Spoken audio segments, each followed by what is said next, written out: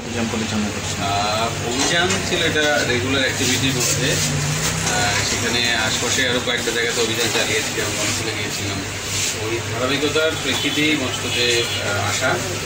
কিন্তু মনস্কুল আমরা যাচাই বাছাই করতে চেক করতে যেয়ে দেখলাম যে ফ্রিজে কিছু মিষ্টিজাত পণ্য রেখেছে, যে জিনিসগুলো ফ্রিজিং করাই যায়। আবার সেইগুলোর উপরের দিকে যেগুলো রেখেছে সেগুলোতে তারা বলতে মেয়াদ উত্তীর্ণ এবং কবে তৈরি হয়েছে সেটা লাগিয়েছে, কিন্তু নিচের দিকেরগুলো সরাসরি স্টোরেজ করা, কোনো প্রকার কোনো লেভেল লাগানো।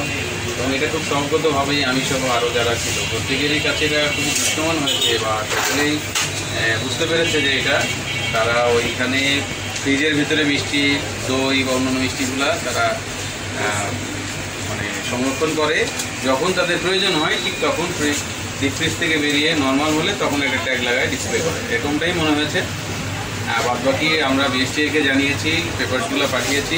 এখানে যেভাবে ওনারা মস্ত বেকার্স নামে তারা যে লেবেলিংগুলো করেছে, এই লেবেলিংয়ের প্রেক্ষিতে তারা কোনো পেপারস দেখাতে পারে নাই।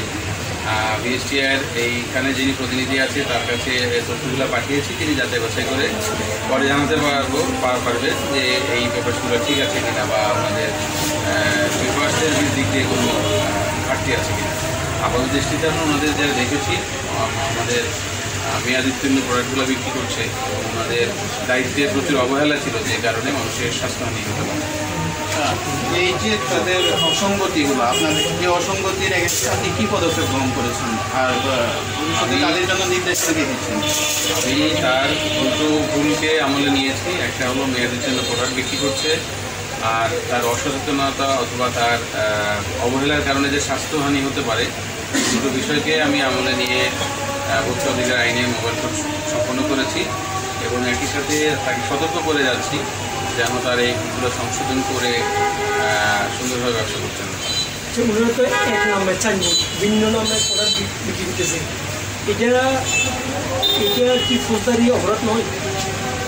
প্রতারণা যে ওনাদের প্যাকেটজাতের বিভিন্ন কোম্পানির নাম দেয়, বিভিন্ন মস্ত নামে বিক্রি করতেছে। সেটা আমরা বস্তু অতীত দিকে আমরা দেখিনি। আমার কাছে কোনো পেপার দেখাতে পারে নাই, মস্ত দিয়েছে। সেক্ষেত্রে যেহেতু বিএসটিআই এই পণ্যগুলোর জন্য লাইসেন্স প্রদান করে থাকে, বিএসটিআইকে জানিয়েছি। বিএসটিআই সংশ্লিষ্ট প্রতিনিধি হয়তো পুরোপুরি এই বিষয়ে ব্যবস্থাপন করবে, এবং আপনারাও বিএসটিআইয়ের যিনি প্রতিনিধি এই সেটাগুলো দেখেন, ওনার সাথে কথা বলতে পারলে এই পেপার সংশ্লিষ্ট সব বিষয়গুলো আমরা পরিষ্কার করতে পারি।